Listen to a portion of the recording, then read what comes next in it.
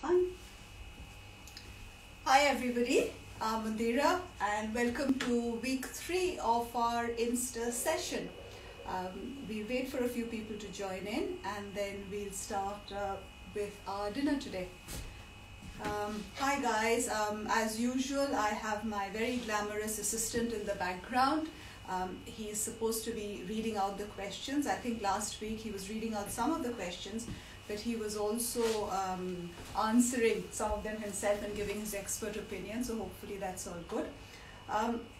We'll take a few minutes, and maybe what I'll do is, before we start, I thought I'll just talk very quickly about spices, spend 2 minutes while people are joining us. And when we talk about Indian spices, there seems to be this big, huge black magic, that we seem to be doing with spices. And I'll show you some of my masala dabbas or the spice kits that I have. So I've got 2 spice tins that I usually have. If I can open one, then I'll, So I have 2 spice, and the way I do it is I've got powdered in one and whole in the other. So I can show this to you.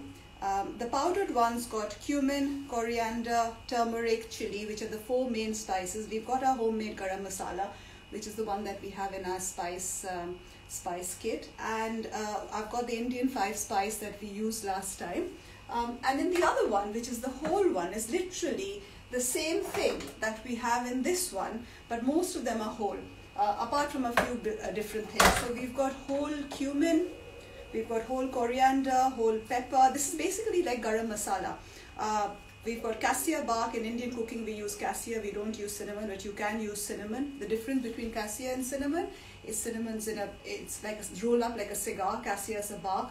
We've got cloves, we've got green cardamom, and these, not many of you would have seen them, but they're black cardamoms, and often in Indian food we use black cardamoms in spicing savory things. So the green ones are used for sweet cooking, and the black ones, if you ever come to the kitchen or you can find some in an Asian shop, keep it, because they have this wonderful smoky aroma which is really, really good to have. Okay, I'm going to stand in the right place so you can see me. So I think we've had quite a lot of people who've joined us already. So let's talk very quickly about, I do have my glass next to me. And because we are making pakoras today, you really do need a glass of something, because pakoras, I think it's sacrilege if you're having pakoras and you're not having something to eat with it, or not having something to drink with it. So let's start with our ingredients. And again, like last time, I've got the same ingredient sheet that you guys are working from. So there's nothing different on mine. So we'll know, hopefully, and if I go off track, just message. So on our list, we have our handy MK Spice Cookery Experience Kit, and the 3 spices that we will be using today is obviously the onion bhaji mix, because we are making onion bhajis or pakoras. We will be using a little bit of the chili masala mix, which is my magic go-to for everything. And we will also be using a little bit of the garam masala mix, which is optional, but we could use a little bit of that. So those are the 3 spices that we will be using today. Let's go through our list of ingredients, and you can check off with me as you've. So we've got 2 onions that we wanted sliced. Here are my onions sliced here. We've got gram flour, which is here. Gram flour is fantastic. It's gluten-free. It's made with chickpea. So it's a great addition to have. That's what actually, dal, which is lentil flour, gram flour is what we usually use in pakora mix. And then we've got coriander. I've got coriander chopped here. We've got rice flour, which is optional, but I've got a little bit of rice flour, and we'll talk about rice flour. 1 green chili, which we've got chopped here. Turmeric powder. I've got my turmeric here in a jar. Any whole seeds. Now this is again optional, but once when you make pakoras, it's lovely to bite into it and then just find that that burst of flavor which comes up. So I've got carom seeds, but you could have anything. You could have aniseed. You could have you're stressing me out, Motu, because you're saying something and I can't understand. Sorry guys. We've got carom seeds, oil for frying, and okay, so that's the pakora stuff. And then we've got the fish. You should have any firm white fish chopped into pieces. We've got cod here. You can have paneer if you're not using fish, Greek yogurt, ginger garlic paste, a bag of baby spinach chopped up here, fresh mint and vinegar, and that should pretty much be everything. So just make sure you've got everything, and let's start off, right? So, any questions, keep on shooting and I'll get my assistant to respond. But hopefully all of you have got everything and we can start. The first thing that we're going to start off is marinating the fish. And somebody did ask a little while ago and said, should I marinate the fish? You can do, but I think it's nice if you just have, if you can marinate it, keep it the day before, which is great. But otherwise, it's fine if you do it. So the way we're going to marinate it is the way the fish is there, they should have no water in it. So you should take the water out. I've got a bowl, and what I'm going to do in that is I'm going to put a good heaped teaspoon of onion and ginger paste. Yeah, so good heaped teaspoon of onion ginger paste. The next thing which I'm going to do is, the onion bhaji masala. We're going to put a little bit of that. And the nice thing about putting that is this has got all the spices, but it's also got gram flour in it. And what it does is, if you put a little bit, about a good teaspoon of that, so put that in. What it does, it is actually prevents the yogurt from going all over the place. So it dries it up for your fish tikka. And there's nothing like having, liquidy tikka. Greek yogurt, 1 heaped tablespoon of Greek yogurt.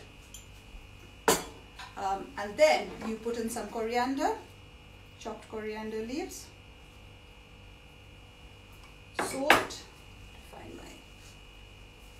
So question for you, do we marinate paneer? If you want to from before, you can marinate anything, but you don't have to again. If you marinate anything, the flavors, you give time to infuse the flavors. But today we wanted to show you what it looks like. So. And is buckwheat flour an alternative to gram flour? I don't know is the honest answer, but if it's anything like normal whole wheat flour, then no, because you'll end up with stodgy pakoras. So if you've got no buckwheat flour, I would say if you've got red lentils, just grind a little bit of that up. Yeah, just whiz it up in a coffee blender in it. So here we go. We've got yogurt, a little bit of the mix. We've got salt, and then I'm going to put a little bit of our magic chili masala. And again, half a teaspoon that goes in.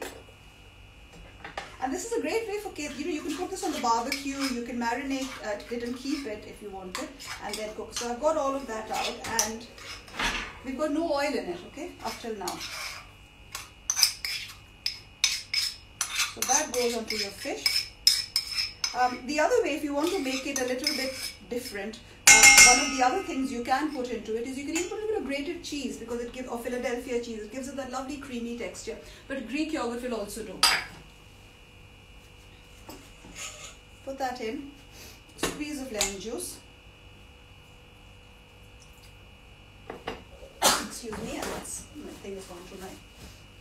Squeeze of lemon juice, and that's your fish tikka masala. Now often when we talk about tikka here, people think about chicken tikka masala and they think of this completely vitriolic orange kind of thing. Tikka it's a morsel, that's what it means. And normally, but you can do chicken this way as well. Chicken tikka or fish tikka, the thing about it is that it should be very delicate, and it should be white in color. Question. So you can see, yes, question, tell me. Did you put a bit of gram flour before the yogurt? No, I didn't put any gram flour before the yogurt, but what I did is I used the onion bhaji mixture, which has got a little bit of gram flour in it.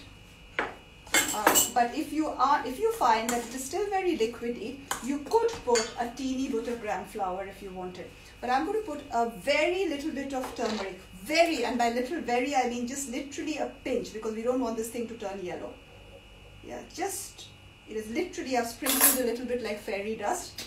And then if you wanted to put whole seeds, if you've got whole coriander, you can actually grind the coriander, roughly crush it and put it. I've got carom seeds, so I'm going to put a bit of carom seeds in it.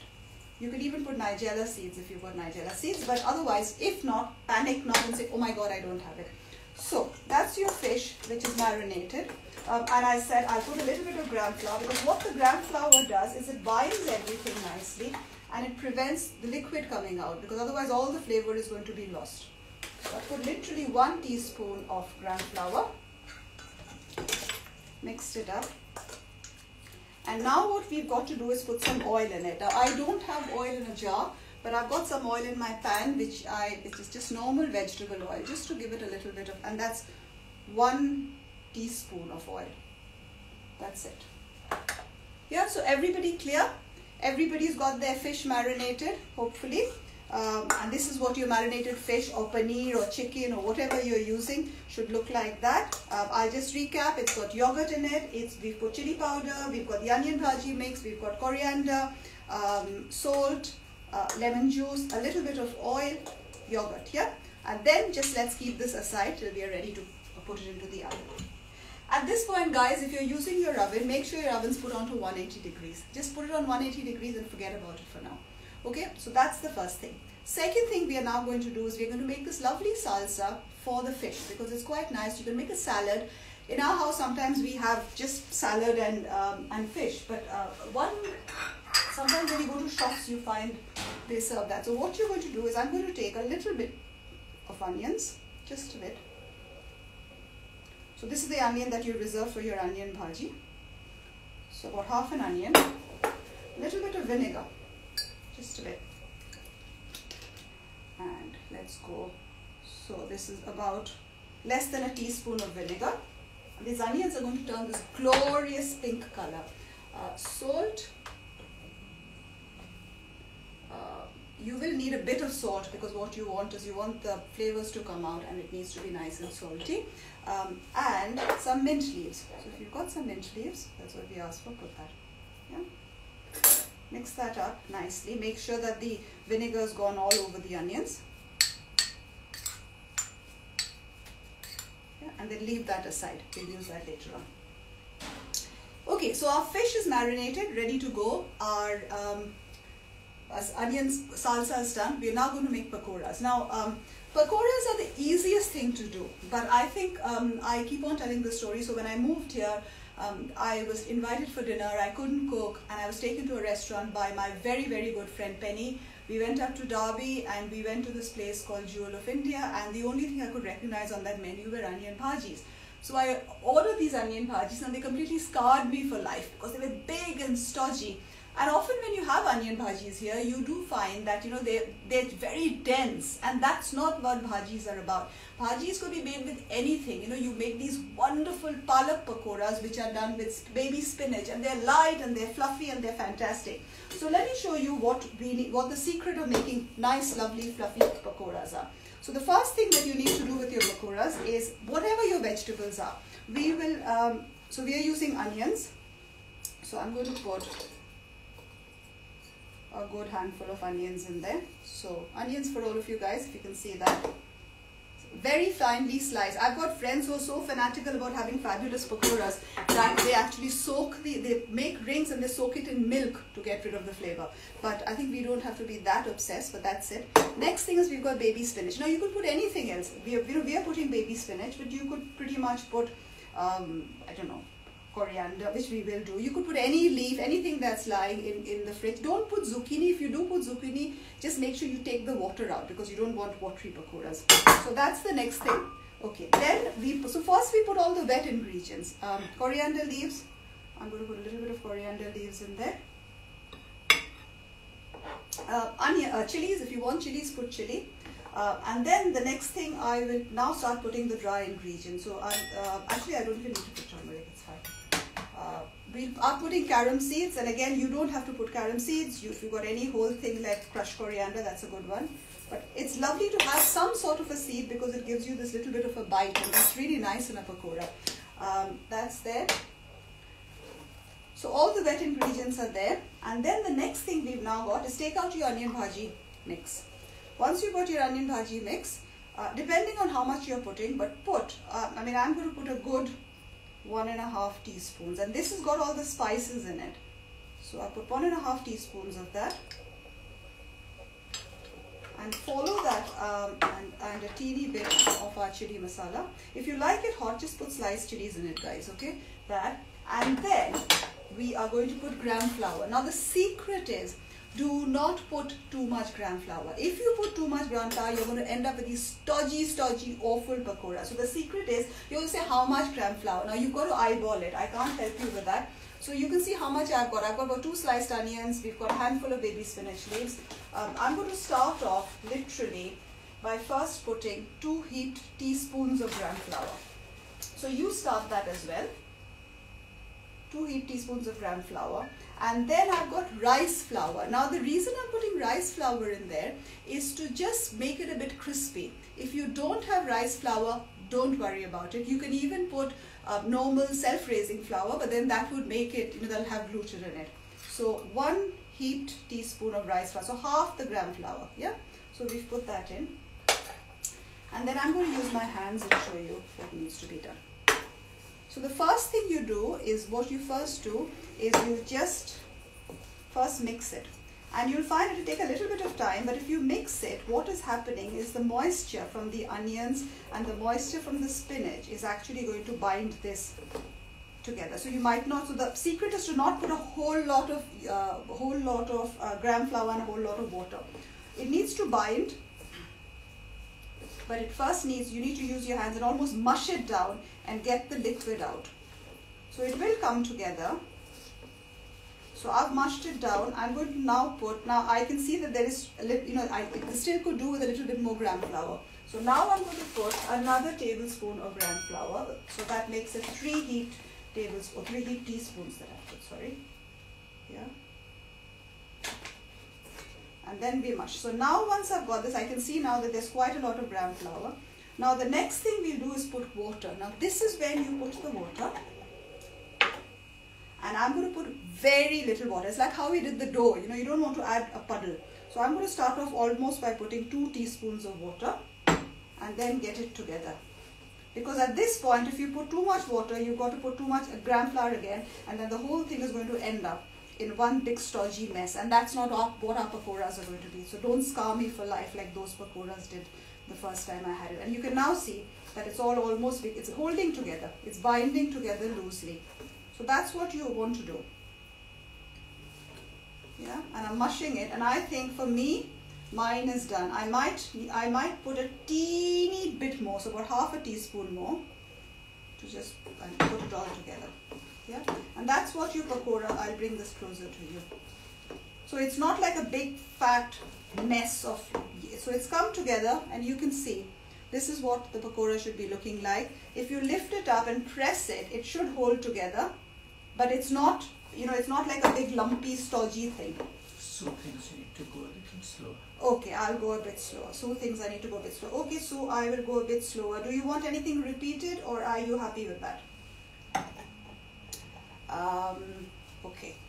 So that's our pakora mix ready. So pakora mix is ready. Hopefully that's where you've got all all your pakoras done. I'm just going to wash my hands and come back, and then I'll show you. So just make sure you've got your pakora mix, and then move all the other stuff, and I'll be back in a second.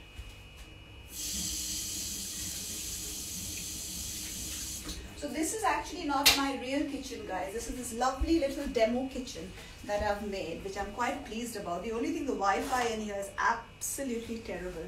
So every day there's a challenge, but so far we've coped.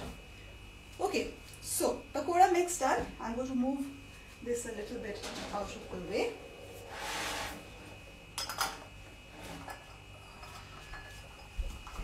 Can you repeat the spices in the bhaji mix, please? Yeah, so the spices in the bhaji mix were our onion bhaji mixture, yogurt, sorry, not yogurt, forget what I said, sorry, onion bhaji mix, onion bhaji masala.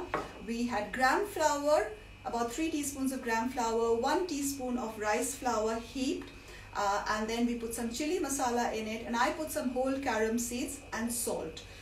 Nothing else. If you wanted to put some more spices, you can do that, and chili if you wanted. So that's pretty much what it is. Yeah. And then the secret is not to make it into this big stodgy puddle.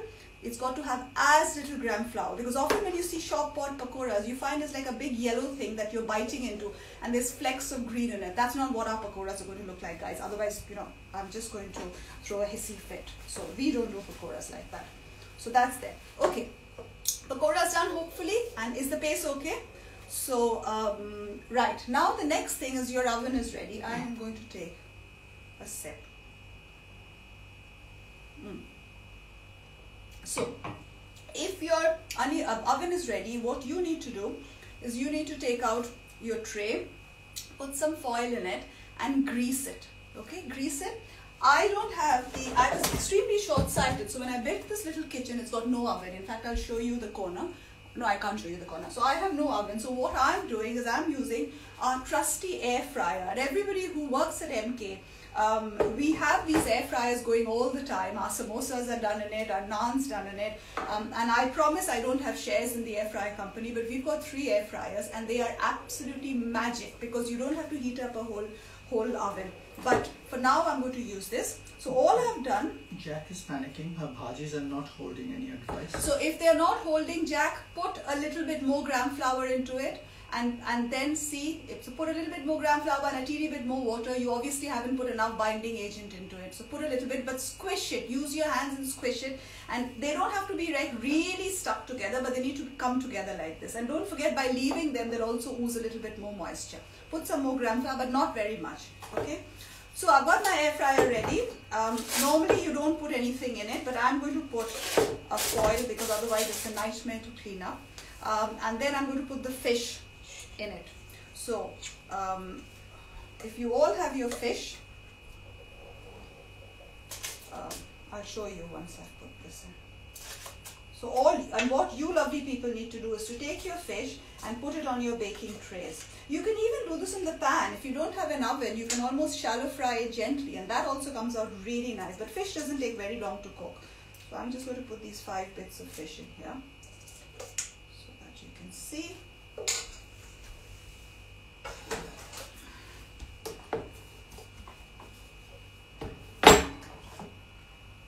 So that's it. So you can see it's just like an oven. I've just put my 5 bits of fish with a little bit of stuff on top of it, and then you've got that. And then what we do is you can put ghee in it, which is lovely. And I'm a huge advocate of ghee. So we can put some ghee, or we can put some butter later on. Otherwise, you can just put some oil. So whatever you want, but just for ease here, because I've got some oil, I'm going literally a few drops of oil. I'm putting it on top. Yeah, and the secret is to not overcook your fish.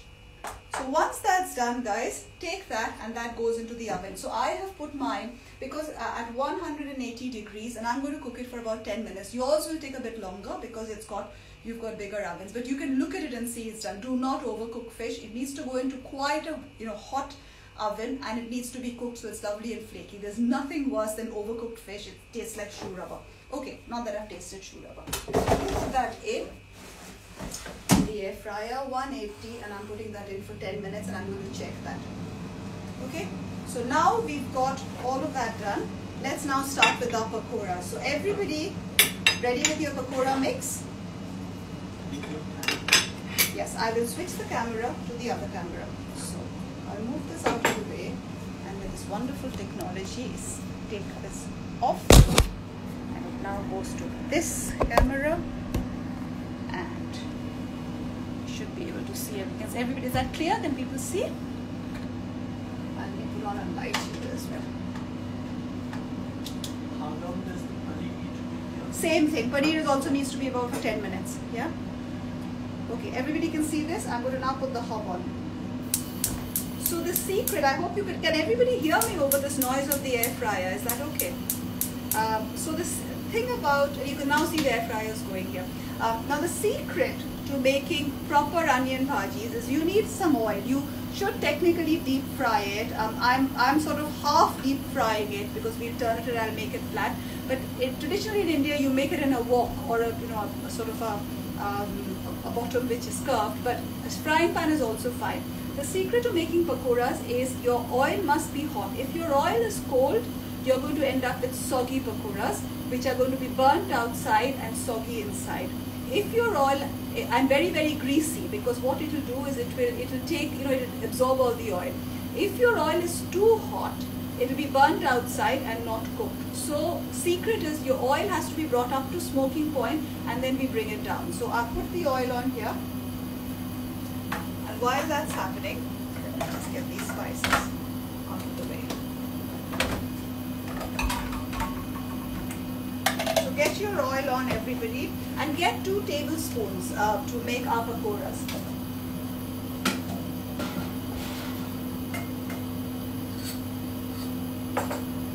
2 tablespoons. Now, Often you might say that, can I make them in advance? Yes, you can make them in advance, but the way you make them in advance is to half cook them. Take them out and leave them, and leave your pan ready. And then when you've got your guests, put your oil up really hot, just almost dip it in and tape it out and crisp it up. You can reheat it on an oven, but it's never the same, and which is why we get so many requests for pakoras, and they said, oh, why don't you add onion bhajis into your mix? And the reason we don't do it is because onion bhajis, no matter what, need to come off the fire. You need to be all standing around it, onion bhajis coming out and popping them into your mouth almost hot with a drink. In India, you can go to anybody's house, and if it's a winter's day, you get pakoras. So, palak pakoras, pyaz, onion pakoras, any kind of pakoras. So that's there. So I'm going to get my hot, so I think my oil is now getting to be hot. We're going to test it.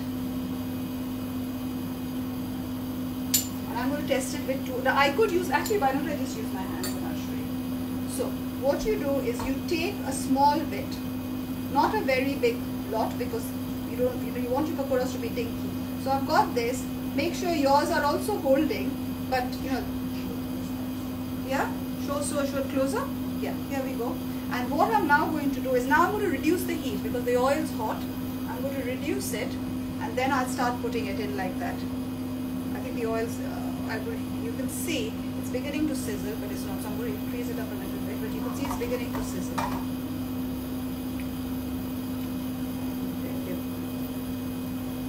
Don't burn your fingers.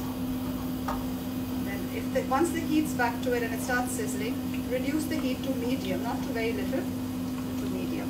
And if you find that they're going all over the place, that means you don't have enough binding material in it. So add a little bit. If the first one sort of goes all over the place, then just add a little bit more gram flour. But help it stay together, and you don't go dump like that, because if I'm helping it stay together, you'll find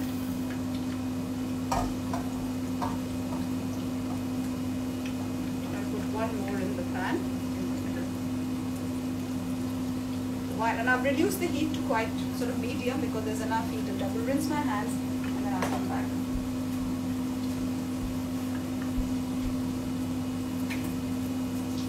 So hopefully everybody's pakora is going nice.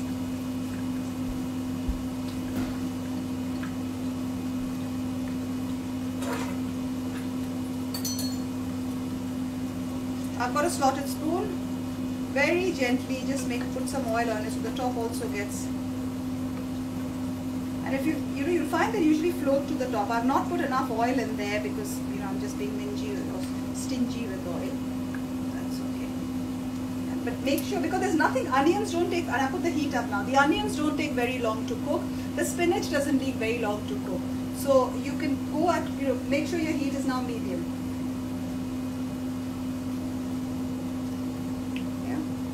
Then what you do is, when you find that they've almost come together, it'll take about 2-3 minutes. But patience is, if you put it too hot, patience is something that you need for doing pakoras. Then once that's done, I'm going to very gently turn it over. Let it all bind together. They've got to be very light and fluffy. That's the secret of pakora. So yeah, I've turned this one over. And you can almost see the onions and the spinach and everything in it. The gram flour is just a coating, whereas if you buy a shop bought one, all you see is stodgy gram flour. So you can actually see these. And now on low heat, do not put them on very high heat, otherwise they won't be crispy. And if you're making them for a party, take them out a little before the stage and keep it, and then again reheat your oil up really hot, and then just dunk it in, ready. So you can see now it's all becoming lovely and brown and golden, and they almost look like spaghetti, birds' nests.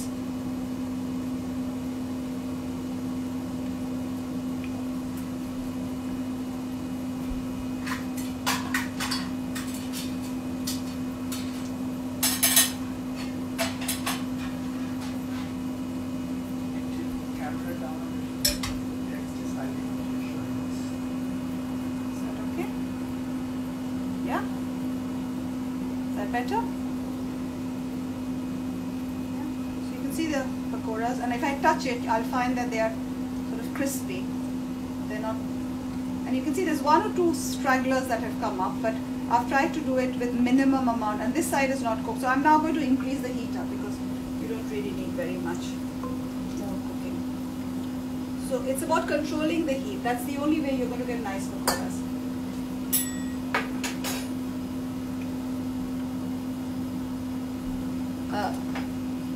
I'm going to put some chutney in it. So you can use tamarind chutney, you can use pineapple chutney. I'm using our date and tomato chutney, which is Mom's recipe. And it's really, really nice. I'm going to put that on a plate.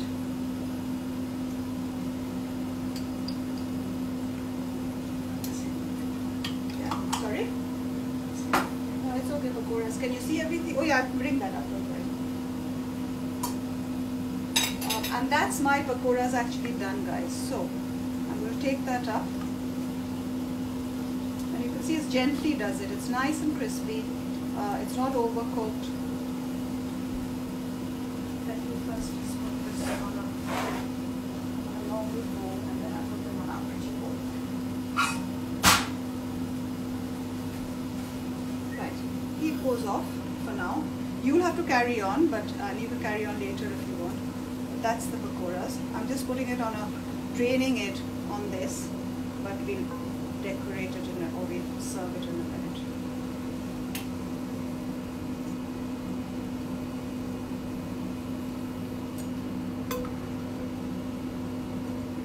Just put it to drain for a minute. Let's leave this. And I'll switch the cameras back. 1 second.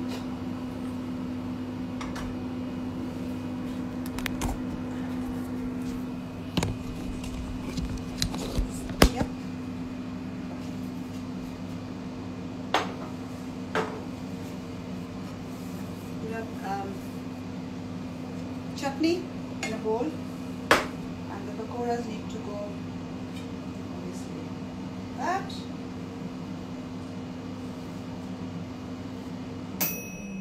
That's my 10 minutes up. I'm going to try one. Try it and see. You need to try it, people. That's your fabulous pakoras with a drink. So that's done there.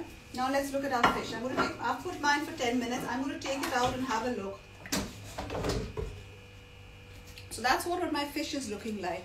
You can see it's got this lovely coating on top, but I think it needs to cook for another 2 minutes. So I'm going to put it in for another 2 minutes just to get it a little bit more brown. And while that's happening, let's plate up the stuff for the fish. Yeah. So this onion by now should turn a lovely, glorious pink. Try one and see. It should be sweet, salty, lemon, really, really good. Yeah, who doesn't have wine? Why don't you have wine, Sarah? You really, Thursday evening, I think we've earned it.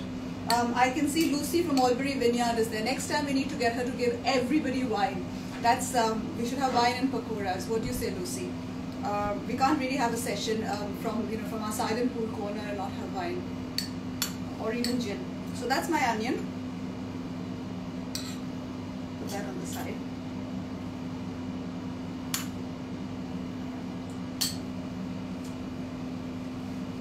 Good. Lucy says yes. That's good. Okay, I'll let you on to a secret. I'm actually not drinking wine. I'm drinking Coke. And next time we shall have wine. We are doing another session in February which we've just worked out, and it's going to be about starters and dessert, and it's going to be absolutely fantastic. And that one we definitely need alcohol, otherwise there's no point even doing it. Okay, so I'm just waiting for my fish to come out. Another minute. How's everybody's pakora looking, guys? Is it fine? Is it coming on? And make sure that you haven't got stodgy pakoras. They look like this. They look like birds' nests. I'm going to just eat one. Muktu is crunchy. Soft inside. Okay. Lovely Lansdowne sparkling rosé. There you go. So while I'm eating pakoras. And the nice thing is that this is actually gluten free. So it's fine. It's also vegan, isn't it? Yes, it is vegan. There we go. Yeah, you need to send pictures, people. Not now, but even later. Just send, because once this finishes, the pakoras, just the pictures disappear. So please send some pictures, because otherwise I feel I'm talking into nothingness, and it's quite it's quite disconcerting that I'm speaking, and I don't know if anybody's doing anything the other end, or you're just watching me like some rubbish prime time show or something, or evening television. Okay. My fish now.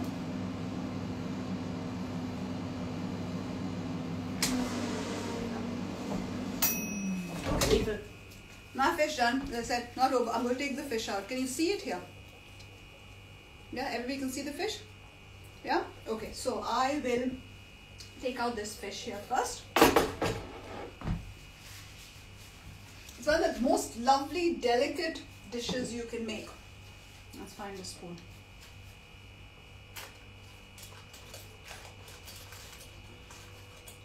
I'm trying to take this fish out without breaking. It's almost flaking. It's so lovely. Don't lose any of that juice you've got. So keep that juice on the tray. Sorry, I'm trying to do this, but you can see it's flaking.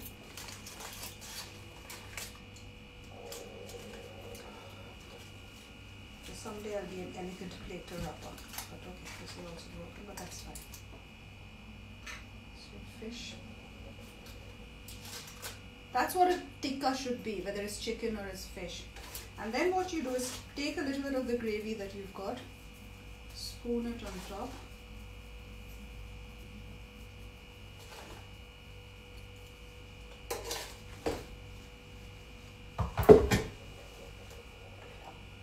Lemon. Cutting a veg here. Put a little bit on it. Put that.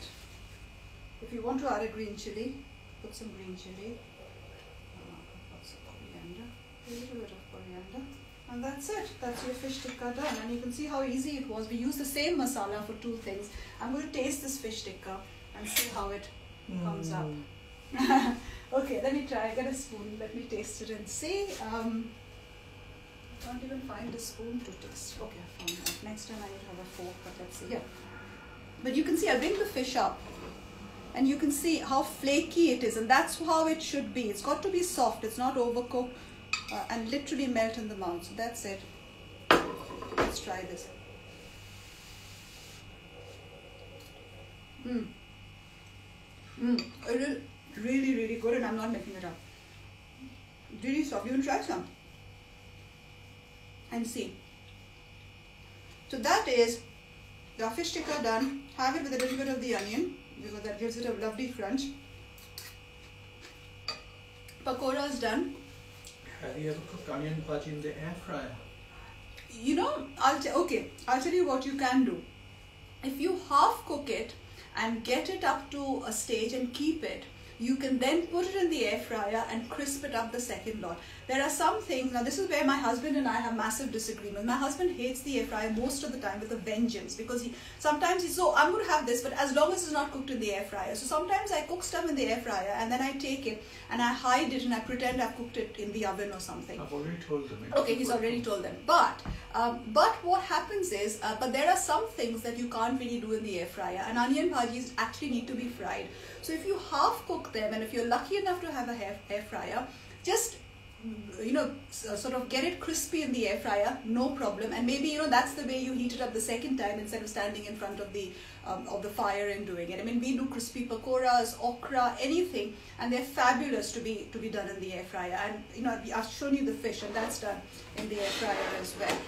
Let's put this here. So that, now hopefully that was useful.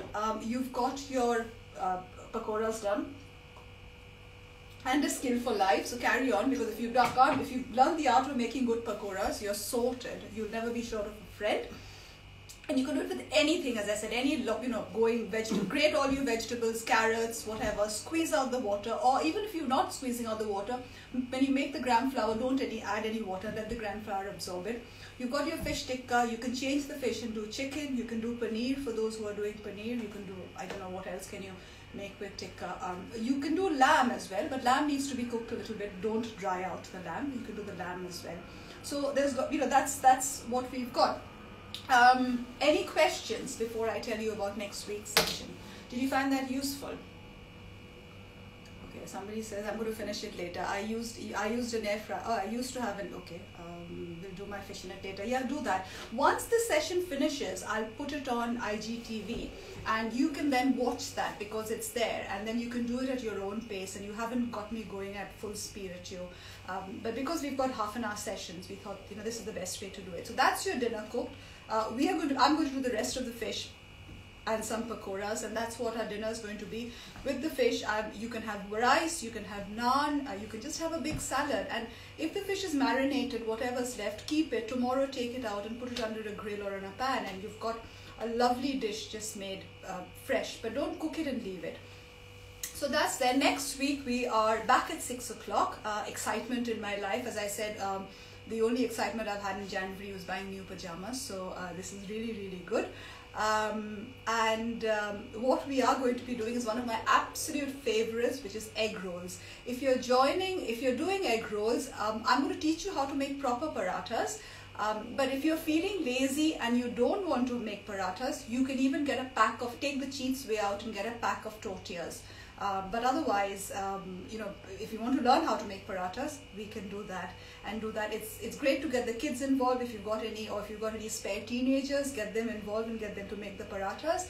And then we'll have these egg rolls for dinner. If you don't want just egg, you can put chicken and you could put leftover chicken or anything into it. But the ingredients are all there. We've also worked out the next 4 weeks of lockdown session, which shows how bored I am. But we're going to do some lovely, lovely things. So we're going to make an egg curry. We are making almond chicken. What else? And if there's anything else you want me to make or you want to learn, let me know. But please don't say biryani, because biryani takes hours and hours and hours. And we have 35 minutes. There are some things in life which are not worth making yourself. So take our biryani from us or get it from anywhere else. And samosa. These are the two things which I think are not really, it's like making puff pastry. Life is too short for that. So hopefully you found it useful and you've got some fabulous pakoras and fish, and we'll see you next week. So bye now and have a fabulous evening. Stay safe. Lots of love. Bye. Gulab jamun. Oh my God. Okay, gulab jamun out of a mix. Okay, I will do that. We will get gulab jamun mix in the shop, and we'll do gulab jamun. Oh yes, and all right, of course, I can see Lucy here, and we are doing a click biryani and bubbles. So we have these very popular biryani and bubble Sunday lunches, and we're going to get them online. So you can click and collect if you're local, or we can post it out to you. We'll give you exactly what you get in our biryani and bubbles. Biryani, bubbles, samosas, kebabs, papad. Pick it up, sit down, and maybe we can put in a quiz. We can get Susie to a fantastic quiz, and that's our biryani and bubbles. So who said lockdown was boring? So yeah, let's do that as well. Chana masala. Okay, guys, I'll tell you what, as soon as Instagram finishes, all this disappears. So just email me and tell me what you like to say. We could put all of that in, and please send some pictures so that at least I know that you've been doing stuff. So take care. And yes, biryani and bubbles, gulab jamun, yes for you, Sarah, and chana masala, very easy to make. So we'll do that. Bye now. Winter picnics. Yes, the gym makes it fantastic, doesn't it? Yes, Claire, thank you for that. I think let's let the weather turn and we'll do picnics again. Okay, take care guys. Bye now.